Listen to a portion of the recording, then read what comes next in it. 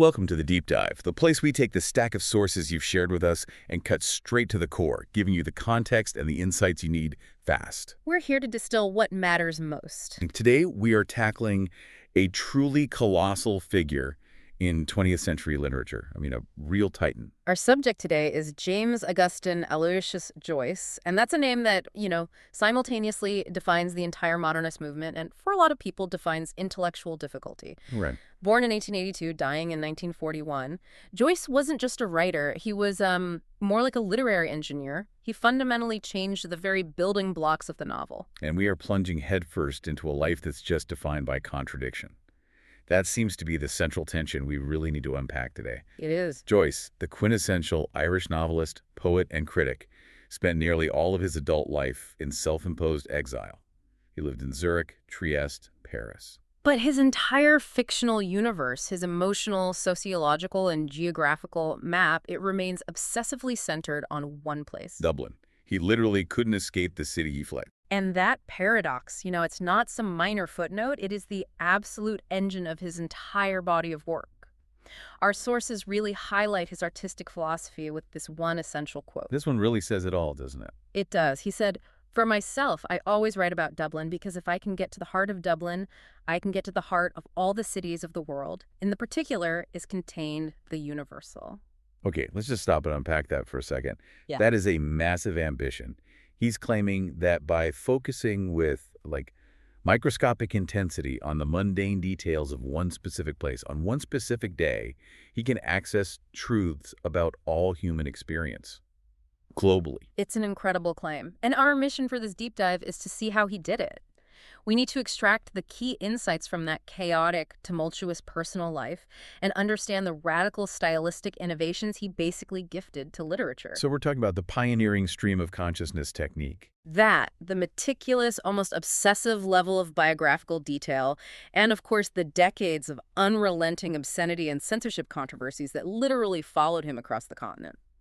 And when we talk about Joyce, it's amazing because we are talking about a remarkably small canon that holds this colossal weight, 4 landmark works that changed fiction forever. You've got the story collection Dubliners, which came out in 1914 after a huge struggle. Then the autobiographical novel, A Portrait of the Artist as a Young Man, in 1916. And then the one that people find, let's say, impenetrable, the experimental masterpiece Finnegans Wake from 1939. And of course, the foundation of his global reputation, the big one, Ulysses, first published in 1922. Right. Ulysses is the landmark that really commands our initial focus. It's famous for structuring 18 distinct episodes, and each one is written in a different literary style around Homer's Odyssey. But its real legacy, its enduring global influence, that lies in its pioneering use of stream of consciousness, right? Exactly. For the very first time, readers were given this total, unedited access to the internal, moment-to-moment mental life of a character. The thoughts, the feelings, the memories, all jumbled together. And that technique, that unique voice, it didn't just appear out of nowhere. It was forged in a very specific and often brutal environment of late 19th century Dublin. It was. So to understand the man, you have to understand the city that made him. So let's unpack the roots of this man's genius, starting right where all of his fiction starts, in those formative years in Dublin. Joyce was born in Rathgar, Dublin in 1882. He was the eldest of 10 surviving children, born into what was at first a pretty solid middle-class Catholic family. At first. But that stability, as you say, was built on sand. The foundational narrative of Joyce's early life is one of swift, chaotic, and very public financial decline. Very public. And the sources are really clear that his father, John Stanislaus Joyce, wasn't just unlucky. I mean, he was directly responsible for this chaos through his unpredictable finances, the heavy drinking, the chronic mismanagement. Absolutely. This wasn't some gradual slide into genteel poverty. This was a series of humiliating public failures. And we have details on just how public that degradation was. We do. In November 1891, when Joyce was only 9 years old, his father's name was published in Stubbs Gazette. Which was what exactly, for those who don't know? It was essentially a publicly circulated blacklist of debtors. If you had bankruptcies, judgment debts against you, your name was in there for all to see. For a man like John Joyce, who really prided himself on his social standing, appearing in Stubbs was a profound humiliation. So he's publicly shamed, which must have impacted the entire family's ability to even operate in Dublin society. Oh, absolutely. The financial crisis just got worse from there. The father was temporarily suspended from his job as a rate collector shortly after the stub's listing, and then he was eventually dismissed in January 1893. But he got a pension, right? He did manage to secure a reduced pension, but it wasn't enough. This forced the family to move constantly, sinking into increasingly squalid poverty. And you can see a direct line from this instability to Joyce's art. The focus on debt, petty economies, the constant anxiety of financial ruin that just permeates the life of Leopold Bloom. It's all directly rooted in James Joyce's childhood memory of his father's failures. Exactly. But despite this overwhelming domestic upheaval, the one constant anchor in his life was his education, particularly the rigorous system of the Jesuits. First at Clongowes Wood College, then Belvedere College, and finally University College Dublin, or UCD. And he was a superlative student, a genuinely brilliant mind. He somehow overcame the chaos at home, winning first place for English composition in his final 2 years at Belvedere. So what's crucial here is the intellectual residue of that education, right? Because while he later became probably the most famous literary apostate from the Catholic Church, his very way of thinking seems to have been fundamentally structured by the Jesuits. That's the key. His approach to structure, aesthetics, organization, it was all forged there. But how does that system of thought, that kind of medieval scholasticism, translate into the radically modern literature he created? That seems like a massive contradiction. It's the tension between form and content. At UCD, he was exposed heavily to the scholasticism of Thomas Aquinas, the medieval philosopher. Aquinas' aesthetic theory, which was derived from his principles of beauty, required three things: integritas, or wholeness; consonantia, harmony; and claritas, radiance or clarity. And these are ideas that his protagonist, Stephen Dedalus, later reinterprets in a portrait. He reinterprets them as the intellectual groundwork for his own artistic theory. So Joyce learned the rigorous structure, the intellectual discipline of Catholicism, and then he applied that very discipline to write books that rejected that system entirely. So he's using the church's intellectual weapons to fight it. That's a fascinating inversion. Precisely. And that intellectual rigor met political outrage very early on, which really shaped his cynicism. The political impression left by the death of the charismatic nationalist leader Charles Stewart Parnell in 1891 was profound. Parnell's death was a deep trauma for Irish nationalism, wasn't it? I mean, a real earthquake. It was an earthquake. Parnell, the so-called uncrowned King of Ireland, was brought down by a divorce scandal and then critically betrayed by segments of the Irish political class and the Catholic Church hierarchy who just abandoned him. And Joyce was only 9. 9 years old. And he channeled his father's intense rage by writing a poem, Et tu, Healy, which was this furious condemnation of Tim Healy, one of the men who turned on Parnell. So from childhood, he had this ingrained sense of institutional betrayal. First, the economic betrayal from his father's recklessness, and then this huge political and moral betrayal by the church and the politicians. And that event cemented a lasting sense of betrayal in his entire worldview. It solidified his lifelong skepticism toward nationalism, clerical authority, and what he saw as the timidity of the Irish middle class. This is where you see the famous rejection of the nets in his work. Nationality, language, and religion. He viewed them as traps set to hinder artistic freedom. It's amazing to think his literary defiance started at age 9. But let's turn to the other potential career path he almost took, which is slightly more surprising: music. The sources suggest he was a seriously talented tenor. Oh, he was tremendously serious about it. He took lessons, he pawned his books to pay for entry fees, he trained intensely. The most famous anecdote comes from the 1904 Fustchoil, which was the National Irish Music Competition, where he participated as a tenor. And what happened there basically demonstrates everything about his temperament, doesn't it? It's the perfect snapshot, the arrogance and the integrity all combined. He performed excellently on the first 2 songs, but then he was instructed to sight read the 3rd song, which was standard practice in a competition like that. And he refused. Flatly refused. He viewed it as beneath him, or maybe an imposition on his artistic autonomy. He just wouldn't do it. He literally walked off the stage rather than compromise. But what was the outcome? Did this refusal cost him the win? Well, despite the refusal, he still secured the 3rd place medal. The judge, Luigi Denza, the highly respected Italian composer of Funicola, was so impressed by Joyce's vocal quality that he said Joyce's voice would have won first place had he not refused the sight reading test. And Denza even offered him lessons. He offered free singing lessons to continue his career, which Joyce, in another characteristic act of defiance and maybe a refusal to be beholden to anyone, also refused. So he turns down a professional singing career out of stubbornness and artistic purity. But he never let go of music? Not at all. His refusal just solidified his path toward literature, but his musical sensibility infused all of his writing. Critics and scholars have noted he incorporated literally thousands of musical allusions, structural motifs, and lyrical rhythms into his literary works, especially Ulysses and Finnegans Wake. So 1904 proved to be absolutely pivotal.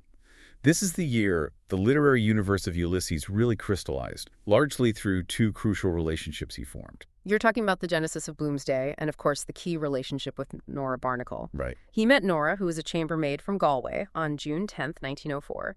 The date of their first outing, June 16, 1904, when they walked through Ringsend, became the specific day, the hyper-realistic time frame for all the action in Ulysses. So why was that specific date so important that he grounded his greatest literary achievement on it? What happened on June 16th? Well, June 16th was, by most accounts, the day of their first physical intimacy. So by grounding the most mundane and yet cosmically ambitious novel in literary history on the date of his sexual and emotional awakening with Nora, he achieved that paradox we discussed earlier. Grounding the universal mythical journey of the human soul, the Odyssey, in the specific, intimate, and physical reality of his own life. Precise. And then there's the genesis of his protagonist, Leopold Bloom, the modern Odysseus. And the character is this magnificent composite drawn from real people. There were two major real-life figures. First, his mercurial medical student friend, Oliver St. John Gourgerty, who became the model for the brilliant, cynical, and often cruel character Buck Mulligan. And the second was Alfred H. Hunter, a much more minor figure who played this immense role. An immense role. Hunter literally rescued Joyce after Joyce was beaten up following a night out. Hunter rescued him, and Joyce rewarded him by making him the primary model for his protagonist. So what specific details did he borrow from him? Well, Hunter was rumored to be Jewish and to have an unfaithful wife. And Joyce drew heavily on these complexities, the Jewish identity, which Joyce later absorbed through his friendship with Idolos Favo, and the marital infidelity, to create the deeply human, vulnerable, and complex character of Leopold Bloom. So Bloom is the anti-hero Joyce needed to ground the epic in modern flawed reality. Yeah. And the end of his Dublin residency, the actual trigger for his exile, also happened in that pivotal year, centered around his relationship with Gogarty. The famous Martello Tower incident in September 1904. Joyce had briefly rented a room in the tower, which Gogarty was also leasing from the military. It was meant to be this place for bohemian contemplation. But it descended into violence. It did. Gogarty and another housemate, Dermot Chenevix Trench, engaged in this drunken, aggressive prank. They fired a pistol directly over Joyce's head while he was sleeping. That is not a minor prank. That's terrifying. Firing a pistol over his head. It was life-threatening. And Joyce, who was always sensitive to personal threat, felt immediately betrayed and unwelcome. This dramatic, chaotic event drove Joyce out of the Martello Tower and essentially cemented his decision to leave Dublin entirely. And that was it. Within a month, with crucial financial aid secured by his advocate, Lady Gregory, he and Nora left Ireland, beginning their decades-long self-imposed exile in October 1904. The betrayal of Parnell, the financial humiliation of his father, and the pistol shot over his head. These are the events that propelled the artist into Europe. So that initial departure from Ireland launched Joyce into a life of constant, often frantic movement across the continent. He was always struggling for financial stability, plagued by illness, yet relentlessly dedicated to his writing. It's a heroic, if sometimes pathetic, quest for a place where he could simply work. Their first stops were brief and discouraging. London, Paris, then Zurich, where a promised job at the Berlitz language school fell through. So it was a rough start. A very rough start, but the director of the school eventually sent him on to Pola, which was then a crucial port in the Austro-Hungarian Empire. So he's teaching English to naval officers in Pola, which is in modern-day Croatia. That's quite a shift for an aspiring modernist novelist. And he disliked it intensely. Pola was Austria-Hungary's major naval base, so it was militarized and provincial. He famously called it a back-of-Godspeed place and naval Siberia. Naval Siberia. So as soon as he could, he secured a transfer and moved to Trieste in March 1905. And this became their main residence until the First World War. Trieste was a massive step up from Pola, wasn't it? It really became his artistic crucible. It was crucial. Trieste, head of the Adriatic, was a vibrant, multi-ethnic, cosmopolitan port city. It was a mix of Italian, Slavic, Jewish, and German cultures. It became a second Dublin for Joyce, providing the complex, non-monolithic backdrop that Dublin, in his view, really lacked. This is where he fully developed the characters of Leopold and Molly Bloom. What specifically did he draw from Trieste that he couldn't get from Dublin? Well, cosmopolitanism, for one, and specifically exposure to different religious structures. For instance, while in Trieste, he encountered the Greek Orthodox liturgy, which, along with his deep knowledge of the Catholic Mass, influenced his later writing. So he's appropriating these religious forms and rituals for secular, often satirical purposes. Exactly. We see that in the liturgical parodies later in Ulysses. In Trieste, he was really learning how to make the universal particular. The stability in Trieste didn't last long, though. He took a detour to Rome, which sounds like an utterly miserable experience for him. It was a short, dissatisfied, but highly productive stay in Rome between late 1906 and early 1907. He worked as a correspondence clerk in a Roman bank, having been attracted by the marginally higher pay, but he found the city overwhelming, the bank job stultifying, and was generally unhappy. He wrote to his brother, Stanislaus, complaining of a general paralysis of the will. But this period of dissatisfaction had an enormous, if unintentional, impact on his literature. How did that misery translate into art? Well, Rome was the birthplace of two major interlocking literary ideas. First, the concept for the dead, the magnificent final story of Dubliners. And second, Ulysses fundamentally changed during this Roman slump. It went from a short story to a novel. Exactly. It was initially conceived as a short story called Ulysses in Dublin, but it expanded into the full-length novel concept during his time there. He realized the epic scope he needed, and our sources mention his in-depth reading of the socialist historian Guglielmo Ferrero, whose anti-heroic interpretations of Roman history. Arguing against the celebration of military glory. Right. And that influenced the development of Leopold Bloom's character. Bloom is the ultimate anti-militarist, anti-heroic figure reflecting the intellectual context Joyce absorbed while feeling disillusioned in the capital of the Roman Empire. After that brief, miserable interlude, he returned to Trieste in March 1907, but the physical adversity was relentless. His health declined sharply upon his return. In May 1907, he was struck by an attack of rheumatic fever, which crucially exacerbated the eye problems that would plague him for the rest of his life. And this would ultimately lead to near blindness. The physical cost of his dedicated writing life began very early. It did. It was during his recovery from that fever that his daughter Lucia was born in July 1907. But in Trieste, he also made one of the most intellectually rewarding connections of his life. He found his key mentor who provided both literary support and a model for his protagonist. That was Ettore Schmitz, better known by his pen name, Italo Svevo.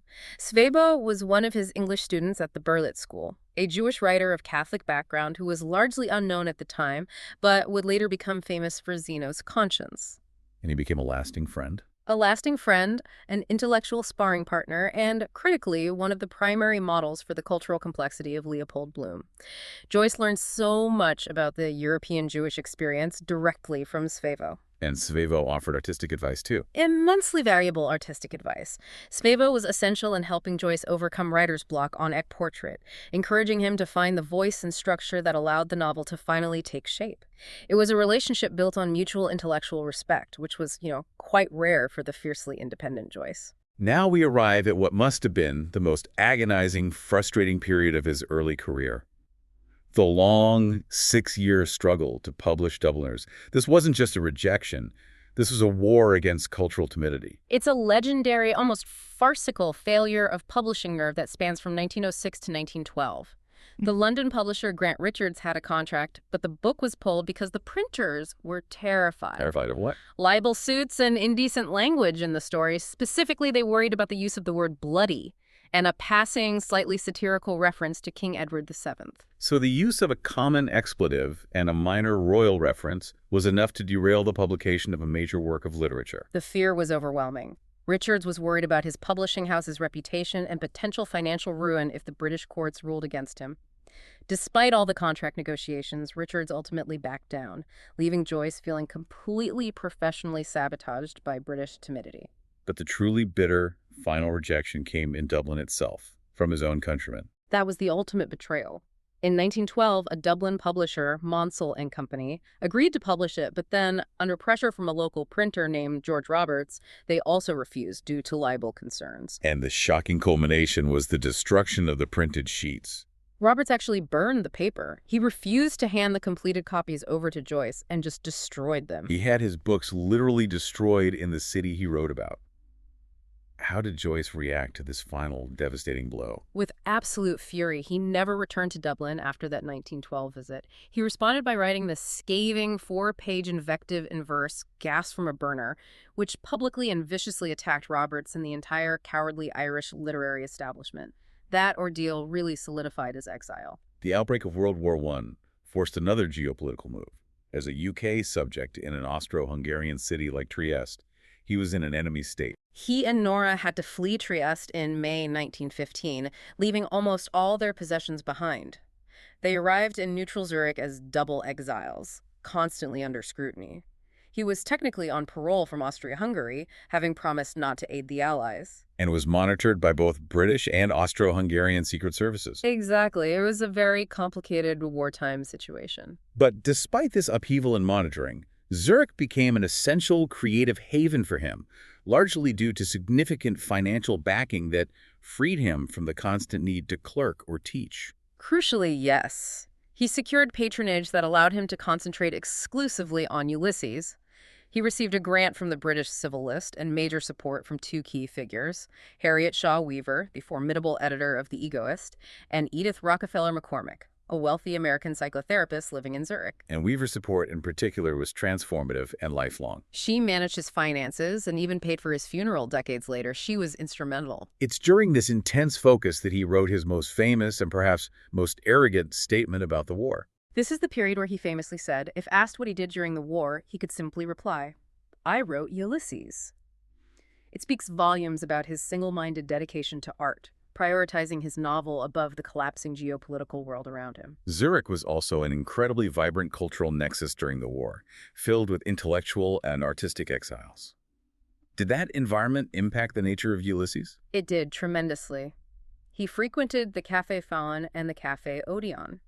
At the latter, he encountered the thriving Dadaist movement at the Cabaret Voltaire, the anti-art nihilistic movement reacting against the absurdity of the war. That seems counterintuitive. Joyce was a master of organization and structure, whereas Dadaism was about chaos and randomness. The contrast is illuminating.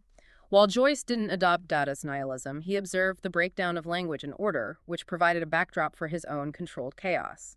He may have also encountered Vladimir Lenin at the Café Odeon, which they both frequented. So this exposure fed directly into the increasingly experimental nature of his writing.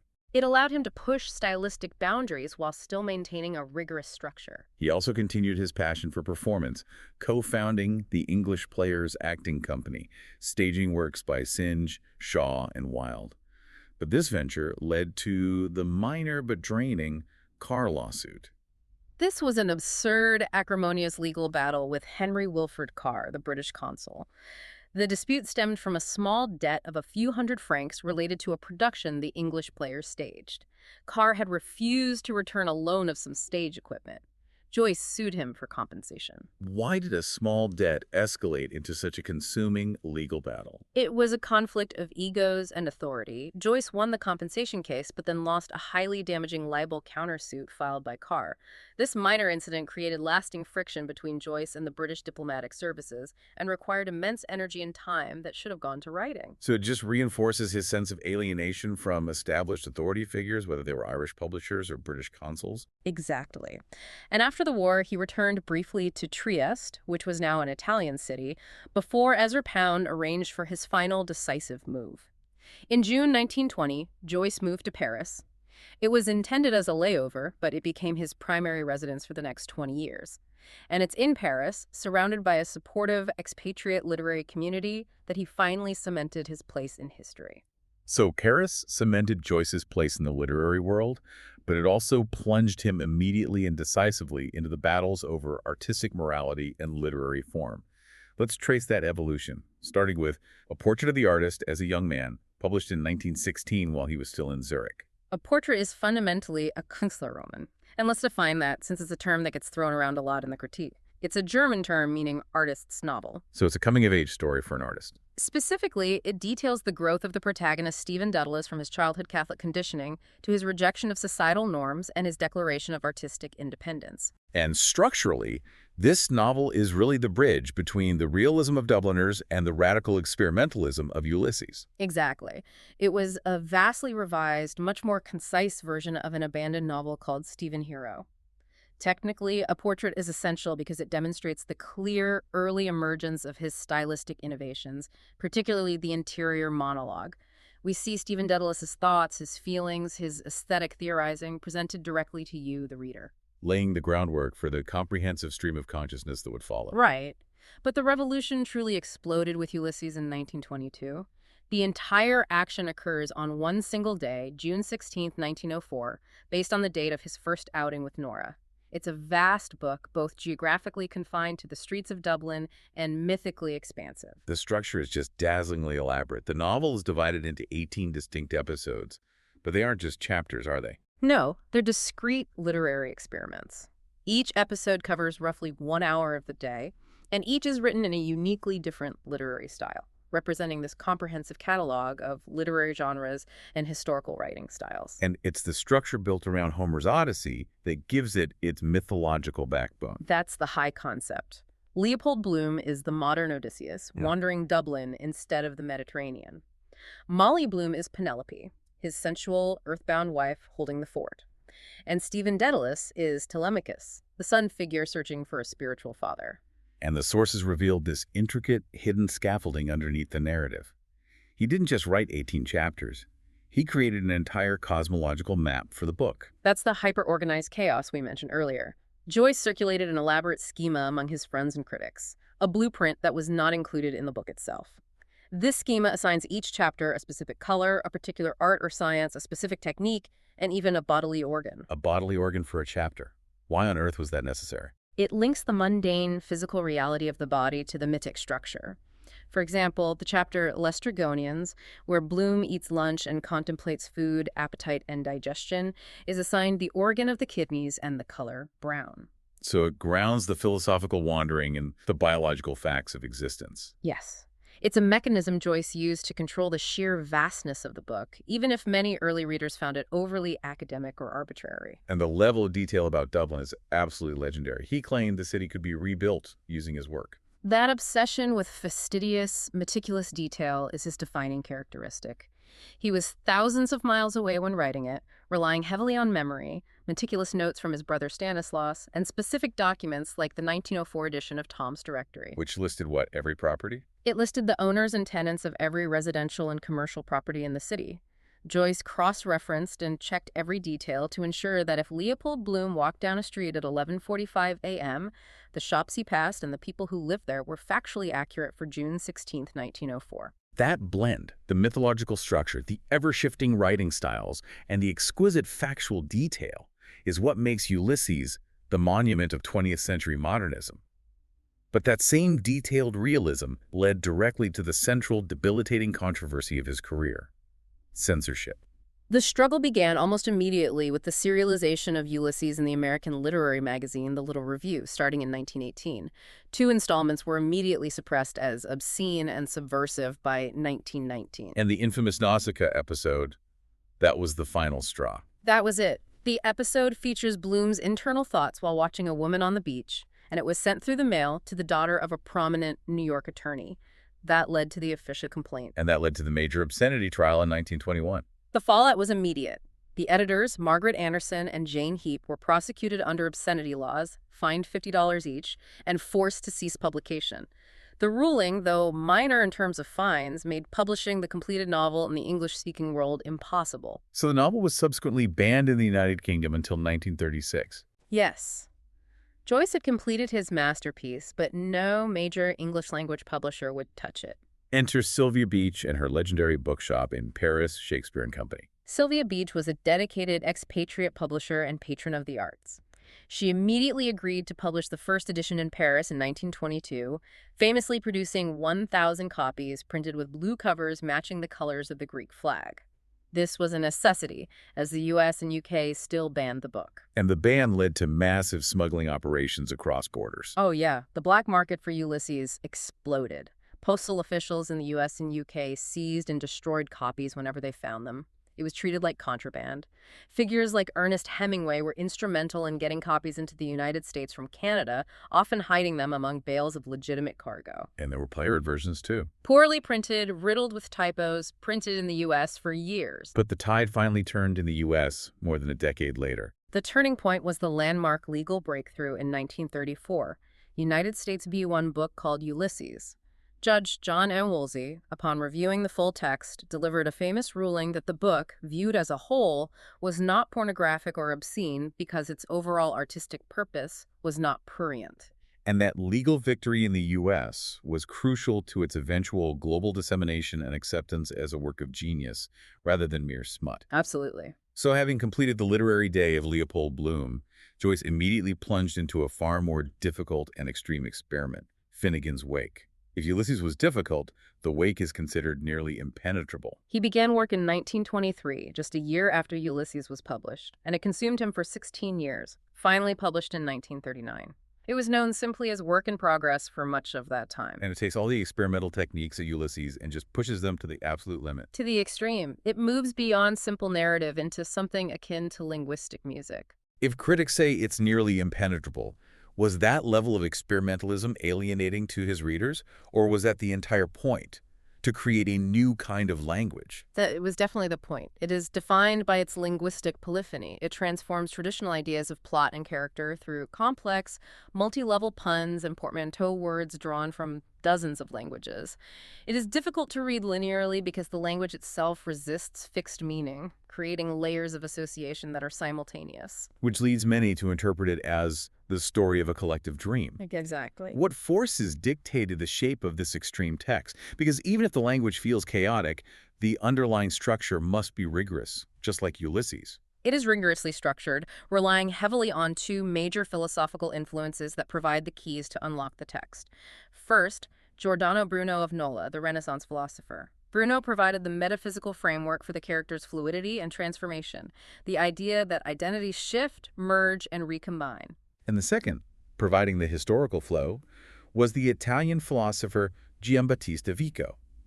We need to elaborate on this, as it is a highly technical concept. Vico is the structural engine of the Wake. Vico proposed a cyclical view of history, known as the corsi-e-ricorsi history, moving in cycles that perpetually repeat. He described civilization moving through three distinct ages before collapsing back into chaos and starting again.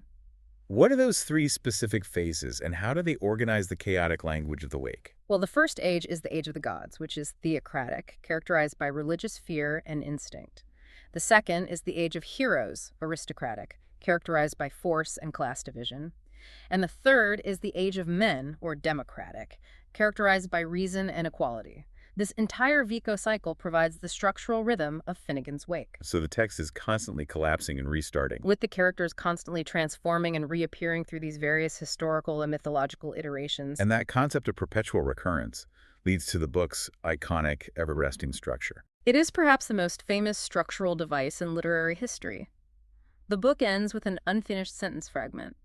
The final words are, "Away alone, alas, a loved along thee." And it then immediately begins on page 1 with the rest of that sentence. River run past Eve and Adams.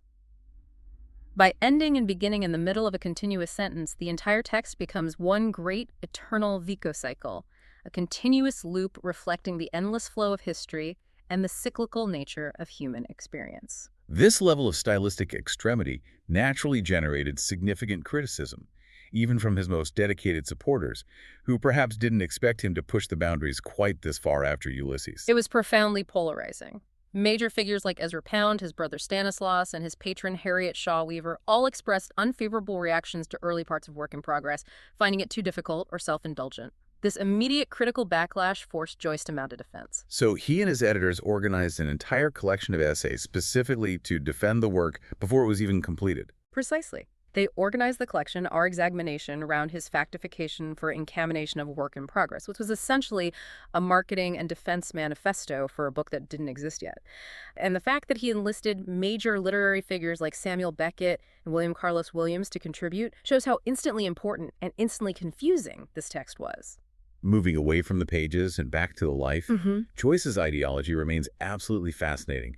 The quintessential Irish author who was fundamentally alienated from the entire Irish state and its structures. His entire lifelong political stance can be summed up as that of an individualist anarchist, or, as the sources define it, a socialist artist. He was deeply influenced by the ideas of Benjamin Tucker and Oscar Wilde's essay, The Soul of Man Under Socialism. This viewpoint led him to be profoundly critical of all coercive ideologies. We see this most clearly in his rejection of nationalism. He was highly critical of British rule, yet equally critical of the Irish nationalism that sought to replace it. He was fundamentally opposed to the idea of the state imposing its will on the individual. He stated in 1918 that he was against every state. And the famous moment of defiance came after the establishment of the Irish Free State in 1922. Despite living in exile, he refused to exchange his British passport for an Irish one. Why did he choose to remain legally British, even when he was an outspoken critic of Britain? Was it purely stubbornness? It was explicitly ideological. He was dismayed by the political alignment of the Irish Free State with the Catholic Church, the same institution he felt betrayed Parnell and stifled artistic freedom, and by the ongoing violence and factionalism of Irish politics.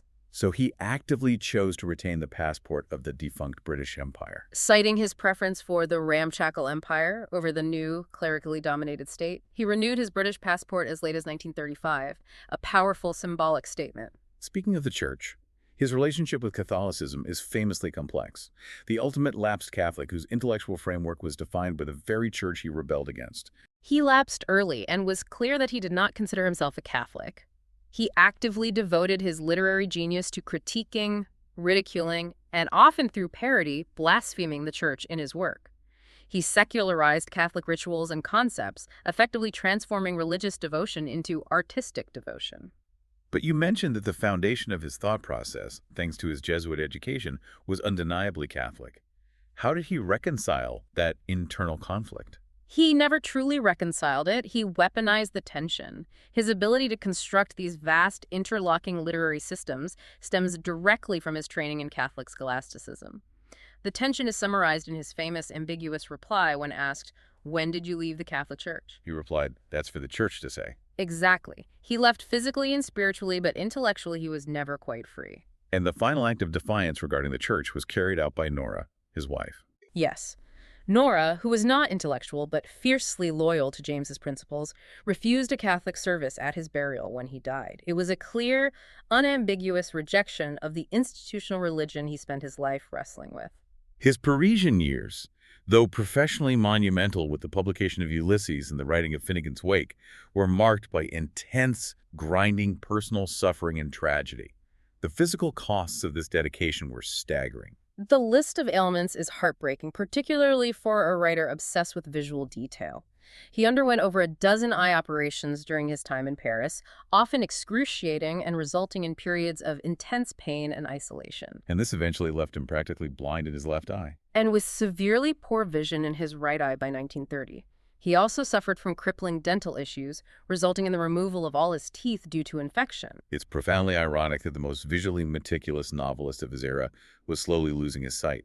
How did that near blindness affect his writing process? It meant that the monumental task of writing Finnegans Wake became even more difficult.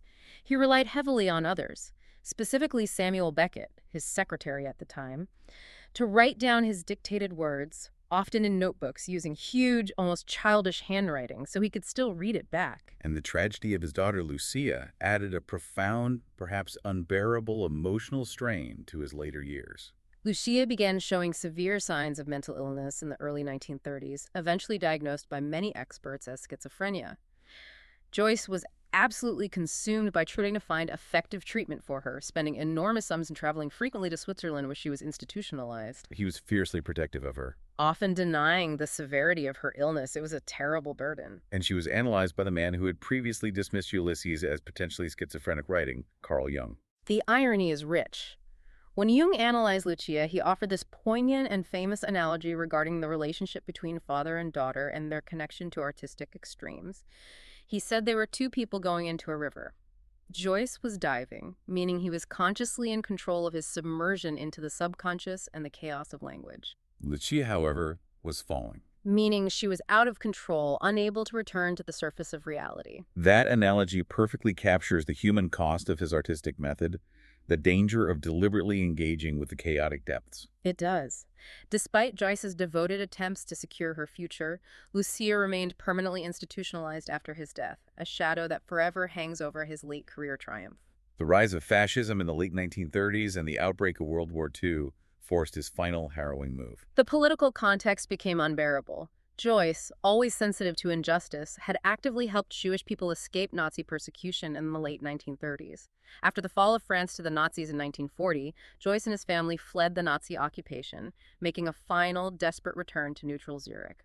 And that is where he died, far from the Dublin he immortalized.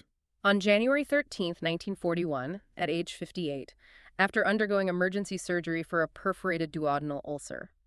And the details of his funeral are incredibly telling, speaking volumes about the decades of friction and neglect he faced from his homeland. What were the details that highlight this ongoing alienation? Only the British consul attended the burial service. This is despite the fact that two senior Irish diplomats were known to be in Switzerland at the time. When the Irish government was notified of his death, the secretary at the Department of External Affairs sent a cable asking for details. Specifically, if possible, find out, did he die a Catholic? Unbelievable. Before offering even a tepid expression of sympathy. The focus was clearly still on his faith rather than his art. And the Irish government, long after his death, continued its reluctance to acknowledge him. Yes. Nora requested that his remains be repatriated to Ireland, and the Irish government declined the request. He was buried in a non-Catholic section of Fluntern Cemetery in Zurich. It took decades for the nation he elevated to world fame to truly claim him. Despite the lifelong exile, the censorship, the friction, and the political neglect from his home nation, Joyce's legacy has only grown in stature, exercising a profound and ongoing influence on contemporary culture globally. It is undeniable. Ulysses remains a technical instruction manual for fiction writers, particularly for its exploration of language and its expansion of what the novel can encompass. Its influence is global, inspiring writers from Latin American magical realists to the philosophical underpinnings of French post-structuralism. The fact that his canon is remarkably small, 3 novels, a story collection, 1 play, and 2 small poetry books, yet generates such intense academic study is remarkable. The sheer density, complexity, and open-ended nature of his work keeps it perpetually relevant. The academic world, often referred to as the Joycean industry, is massive. Our sources confirm it has generated well over 15,000 articles, monographs, and theses. And of course, the lasting, visible cultural symbol of his work that has transcended literature and become a global holiday, Bloomsday. Bloomsday, celebrated annually on June 16th in Dublin and worldwide, has become a secular literary holiday where people often dress in Edwardian clothes and follow the steps of Leopold Bloom. It's a commemoration that proves how Joyce ultimately succeeded in his artistic mission. Anchoring a universal mythical story of life, death, and return in a meticulously documented day-long reality of one particular city. The former Martello Tower where he briefly lived and where he set the opening scene of Ulysses is now the James Joyce Tower and Museum in Sandy Cove, a place of literary pilgrimage. So what does this all mean for us? We've traced the journey of an artist who used the mundane, chaotic details of his Dublin upbringing, from financial ruin and rejection of the church to that traumatic pistol incident, and transformed them into a radical new literary art. He pioneered stream of consciousness to show the richness, complexity, and universality of the internal human world. And the man who spent his life deliberately running from the intellectual and moral confines of Dublin, who faced down decades of censorship and distrust from his own government, is now the cornerstone of Ireland's global literary identity. And that tension between exile and legacy brings us to a final provocative thought for you to consider. This is based on a very recent development regarding his remains, the conversation about repatriation. Yes. In October 2019, Dublin City Council put forward a formal motion to plan and budget for the exhumation and reburial of Joyce and his family from Zurich back to Dublin. So, considering his life of self-imposed exile, his distrust of Irish nationalism and the Catholic Free State, and the fact that his most famous works were banned in Ireland for decades. What does the move to repatriate him now signify about modern Ireland's relationship with its complicated heroes? Well, the Irish Times suggested it raises an important question. Does this motion suggest that Ireland, as a nation, is now more keen to celebrate and, if possible, monetize its great writers, turning them into tourist attractions, than it ever was to actually read and understand them during his lifetime? That's a fundamental question. It reflects the persistent tension between the exile he chose and the glorious, profitable legacy Ireland now claims. Something for you to chew on as you reflect on this deep dive into the life and work of James Joyce.